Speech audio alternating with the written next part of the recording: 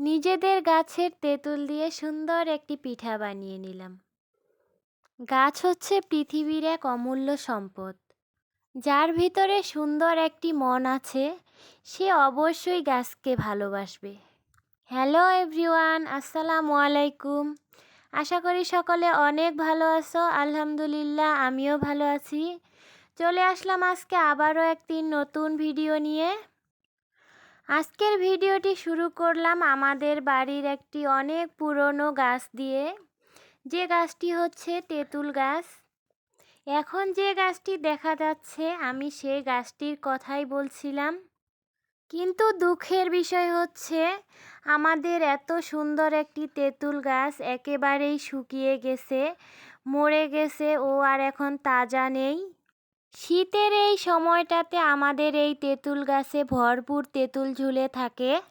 আমাদের গ্রামের মানুষেরই শুধু এই গাছের তেঁতুল খাওয়া হয় না, আমাদের গ্রামের পার্শ্ববর্তী গ্রামগুলোর মানুষও কিন্তু প্রায় এসে আমাদের এই গাছের তেঁতুল নিয়ে যেত।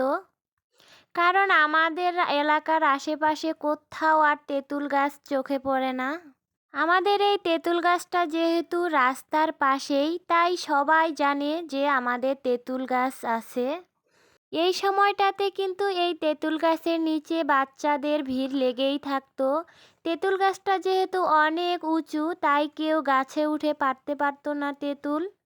তাই বাচ্চারা ঢিল মেরে অনেক মজা করে তেঁতুল পারতো আর কুড়োতো। এত সুন্দর একটি গাছ মরে যাওয়ার পরে কিন্তু সকলেই আফসোস করছে। এদিকে আপনাদের ভাইয়া কয়েক বছর আগে আরেকটি তেঁতুল গাছ এনে লাগিয়েছিল আমাদের বাড়িতে। তো এই গাছটিও অনেক সুন্দর হয়েছে, তবে এখনও ফল দেওয়া শুরু করেনি। এই তেঁতুলটা নাকি মিষ্টি তেঁতুল, আর আমাদের বড় গাছটা যেটা মরে গেছে সেটা ছিল টক তেঁতুল। ওই গাছটিতে এত এত পরিমাণ তেঁতুল ধরতো যে আমাদের গ্রামের প্রায় সবার ঘরেই আমাদের এই গাছের তেঁতুল থাকতো। যাদের ডায়াবেটিক প্রেশার আছে, তাদের তো খুবই উপকারে আসতো আমাদের ওই গাছের তেঁতুল। এত উপকারী একটি গাছ এভাবে মরে যাবে আমরা কখনো ভাবতে পারিনি। ওই তেঁতুল গাছটি ছিল আয়ানের দাদুর হাতের লাগানো গাছ। শুধু তেঁতুল গাছটিই নয়, আরও অনেক অনেক পুরনো গাছ আমাদের বাড়ির আশেপাশে আছে। প্রায় সবগুলো গাছই আয়ানের দাদু নিজের হাতে লাগিয়েছিল। যদিও উনি এই পৃথিবীর বুকে আর বেঁচে নেই, কিন্তু উনার হাতে লাগানো অনেক অনেক গাছ এখনও এই মাটির উপরে দাঁড়িয়ে আছে। উনি এত গাছ লাগাতে ভালোবাসতেন যে এমন কোনো গাছ বাকি নেই যেটা আমাদের বাড়িতে লাগানো হয়নি। মানুষ যদিও উনাকে ভুলে যায়, কিন্তু এই প্রকৃতি হয়তো কখনোই উনাকে ভুলতে পারবে না। প্রকৃতির ভালোবাসাই একমাত্র ভালোবাসা, যা মানুষের আশাকে কখনো বিমোহিত করে না। আর যে প্রকৃতিকে ভালোবাসে, সে নিশ্চয়ই গাছকেও অনেক ভালোবাসবে। এখন যে রাস্তাটি দেখা যাচ্ছে, এই রাস্তার দুপাশেও কিন্তু অনেক গাছপালা, যেগুলো আমার শ্বশুরের হাতের লাগানো গাছ। এই রাস্তা দিয়েই কিন্তু আমাদের বাড়িতে ঢুকতে হয়। আমাদের বাইরের উঠোনেও কিন্তু অনেক বড় বড় গাছ। বিকেল হলে এই তো আমার ছাগলগুলো এসে এই গাছের ছায়ায় বসে বিশ্রাম করে। প্রথম দিকে তো এই গাছগুলোর প্রতি আমার অনেক বিরক্তি ভাব ছিল। কারণ হচ্ছে, আমি প্রতিদিন এত বড় উঠোনটা পরিষ্কার করতাম, কিন্তু অল্প কিছুক্ষণ পরে আবার পাতা পড়ে পুরো উঠোন ভরে যেত। কিন্তু এখন বুঝতে পারি, এই গাছই মানুষকে মানসিক শান্তি দেয়। হাজার কষ্টের মাঝেও এত সুন্দর পরিবেশ মনকে শান্ত রাখে। শুধু যে আমাদের বাড়ির বাইরেই গাছ তা নয়, কিন্তু আমাদের বাড়ির ভেতরেও কিন্তু অনেক বড় বড় কয়েকটা গাছ আছে। এদিকে আপনাদের সাথে কথা বলতে বলতে চলে আসলাম রান্নাঘরে। আজকে যেহেতু তেঁতুল গাছ নিয়ে আপনাদের সাথে এত কথা বললাম, তাই ভাবলাম তেঁতুল দিয়েই কিছু একটা নাস্তা বানিয়ে নেই। যে তেঁতুলগুলো দেখা যাচ্ছে সেটা কিন্তু এই বছরের তেঁতুল নয়, গত বছরের তেঁতুলগুলো আমি শুকিয়ে রেখেছিলাম। তবে বেশি তেঁতুল কিন্তু আর নেই। ভেবেছিলাম এবারেও তেঁতুল শুকিয়ে রাখবো যেন সারা বছর চলে যায়, কিন্তু দুর্ভাগ্যবশত তেঁতুল গাছটি আমাদের ছেড়ে চলে গেল। এখন যেই নাস্তাটি আমি বানাবো তার জন্য আমি নিয়ে নিছি তেঁতুল, নিয়ে নিলাম কিছুটা সুজি, চিনি, কাঁচামরিচ আর নিয়ে নিলাম কিছু বাদাম, আরও সাথে ছিল কিশমিশ। প্রথমে আমি তেঁতুলগুলো পানি দিয়ে ভালোভাবে চটকিয়ে নিচ্ছি, কারণ বিচিগুলো দেওয়া যাবে না।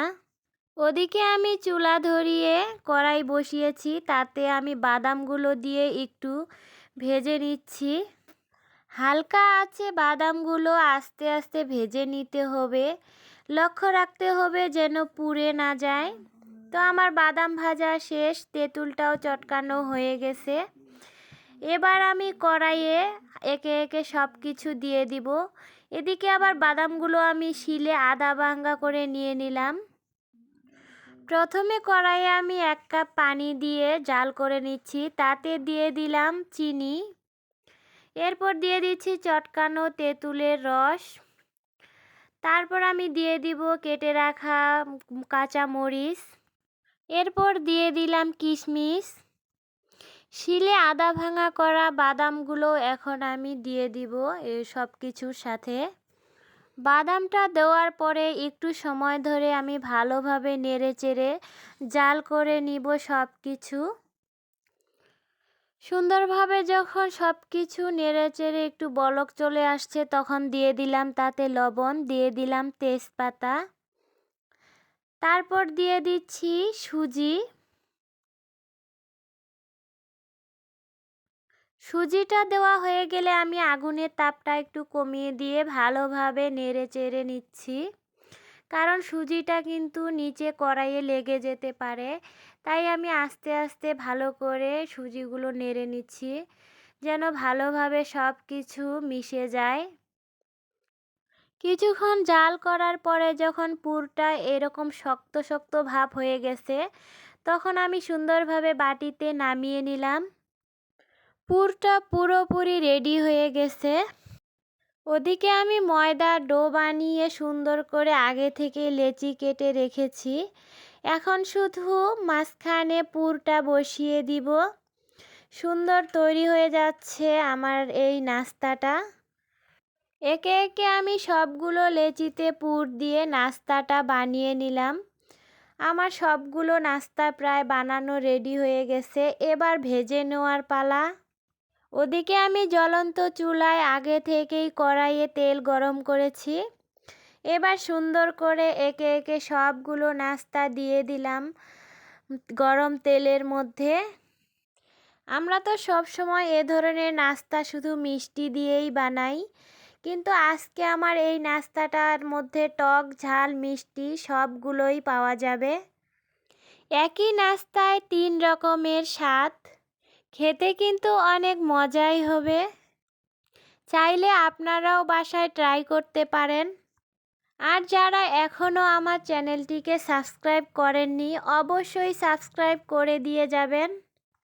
আর আপনার ভাবনায় থাকা যে কোনো কথা কমেন্ট বক্সে শেয়ার করতে পারেন। এদিকে আপনাদের সাথে কথা বলতে বলতে নাস্তাগুলো প্রায় ভাজা হয়ে গেল। দেখতেও যেমন এই নাস্তাগুলো সুন্দর লাগছে, তেমনি খেতেও মাশাআল্লাহ অনেক স্বাদ হয়েছে। এতটা সময় ধরে আমার ভিডিওর সাথে থাকার জন্য সবাইকে অনেক ধন্যবাদ। খোদা হাফেজ।